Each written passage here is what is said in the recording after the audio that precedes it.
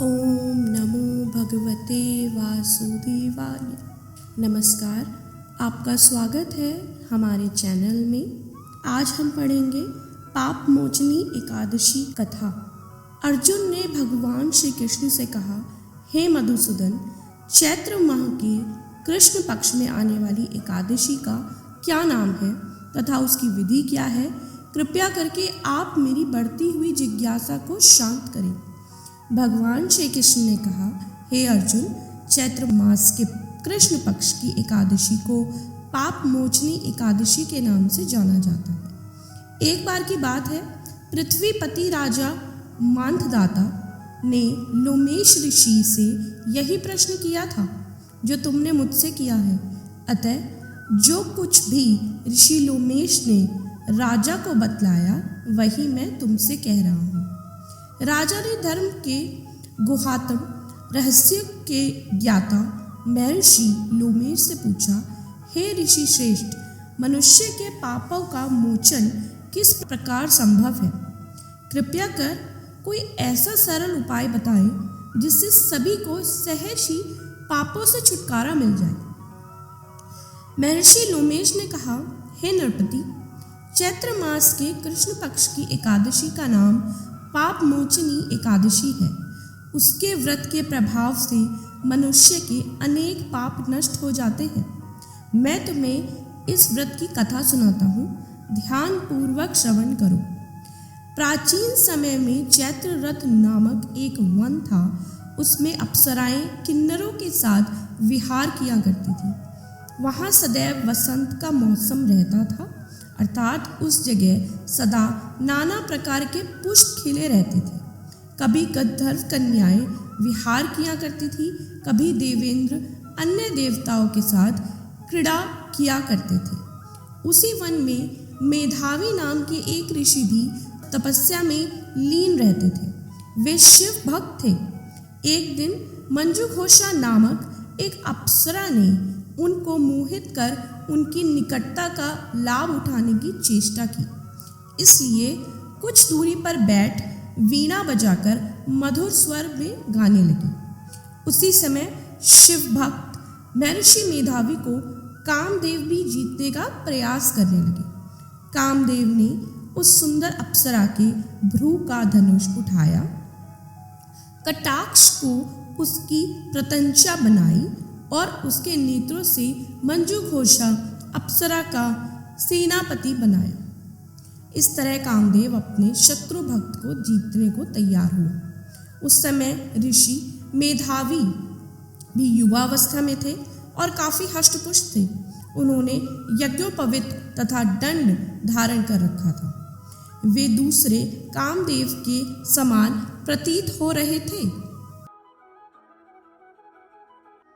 उस मुनि को देखकर कामदेव के वश में हुई मंजुघोषा ने धीरे धीरे मधुर वाणी से वाणी पर गायन शुरू किया तो महर्षि मेधावी भी मंजुघोषा के मधुर गाने पर और उसके सौंदर्य पर मोहित हो गए। वह अप्सरा मेधावी मुनि को कामदेव से पीड़ित जानकर उनसे आलिंगन करने लगी। महर्षि मेधावी उसके सौंदर्य पर मोहित होकर शिव रहस्य को भूल गए और काम के वशीभूत होकर उसके साथ रमण करने लगे।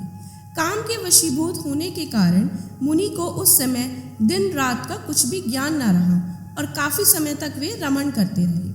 तदुपरांत मंजुघोषा उस मुनि से बोली, हे ऋषिवर, अब मुझे बहुत समय हो गया है, अतः स्वर्ग जाने की आज्ञा दीजिए। अप्सरा की बात सुनकर ऋषि ने कहा, हे मोहिनी, संध्या की तो आई हो, प्रातःकाल होने पर चली जाना। ऋषि के ऐसे वचनों को सुनकर अप्सरा उनके साथ रमण करने लगी। इसी प्रकार दोनों ने साथ साथ बहुत समय बिताया। मंजुघोषा ने एक दिन ऋषि से कहा, हे विप्र, अब आप मुझे स्वर्ग जाने की आज्ञा दीजिए। मुनि ने इस बार भी वही कहा, हे रूपसी, अभी ज्यादा समय व्यतीत नहीं हुआ है, कुछ समय और ठहरो।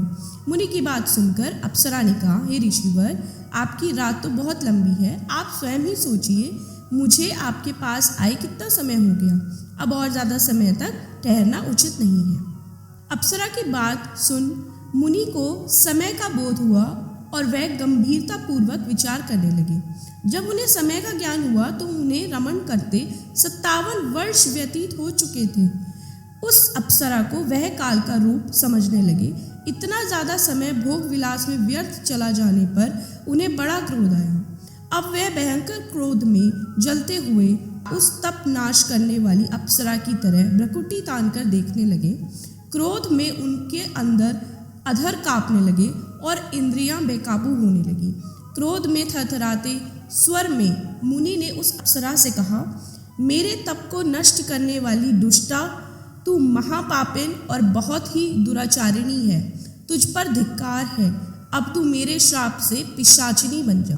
वह अप्सरा पिशाचिनी बन गई। यह देख वह व्यथित होकर बोली, हे ऋषिवर, अब मुझ पर क्रोध त्याग कर प्रसन्न होइए और कृपा करके बताइए इस शाप का निवारण किस प्रकार होगा। विद्वानों ने कहा है, साधुओं की संगत अच्छा फल देने वाली होती है और आपके साथ तो मेरे बहुत वर्ष व्यतीत हुए हैं। अतः अब मुझ पर प्रसन्न हो जाइए, अन्यथा लोग कहेंगे कि पुण्य आत्मा के साथ रहने पर मंजू घोषा को पिशाचिनी बनना पड़ा। मंजू घोषा की बात सुनकर मुनि को अपने क्रोध पर अत्यंत ग्लानि हुई, साथ ही अपनी अपकीर्ति का भय भी हुआ। अतः पिशाचिनी बनी मंजू घोषा से मुनि ने कहा, तूने मेरा बड़ा बुरा किया है, किंतु फिर भी मैं तुझे श्राप से मुक्ति का उपाय बतलाता हूँ। चैत्र मास के कृष्ण पक्ष की जो एकादशी है उसका नाम पाप मोचनी है। उस एकादशी का उपवास करने से तेरी पिशाचिनी की देह से मुक्ति हो जाएगी। ऐसा कहकर मुनि ने उसको व्रत का सब विधान समझाया। फिर अपने पापों का प्रायश्चित करने के लिए वे अपने पिता च्यवन ऋषि के पास गए।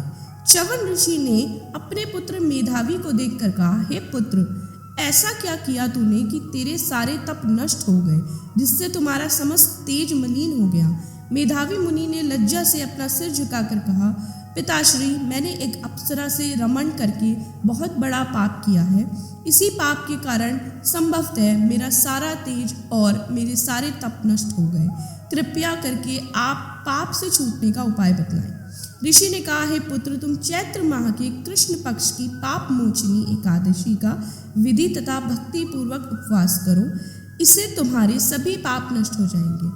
अपने पिता च्यवन ऋषि के वचनों को सुनकर मेधावी मुनि ने पाप मोचनी एकादशी का विधि पूर्वक व्रत किया। उसके प्रभाव से उनके सभी पाप नष्ट हो गए।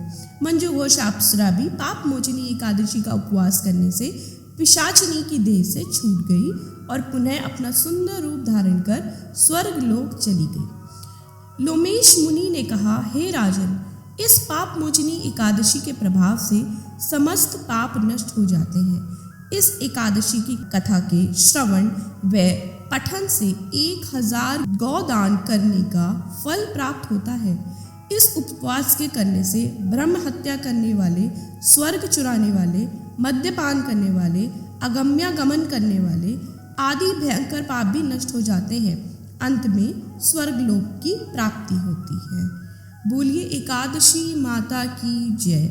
कथा सुनने वालों का भी भला तथा सुनाने वालों का भी भला। ओम नमो भगवते वासुदेवाय।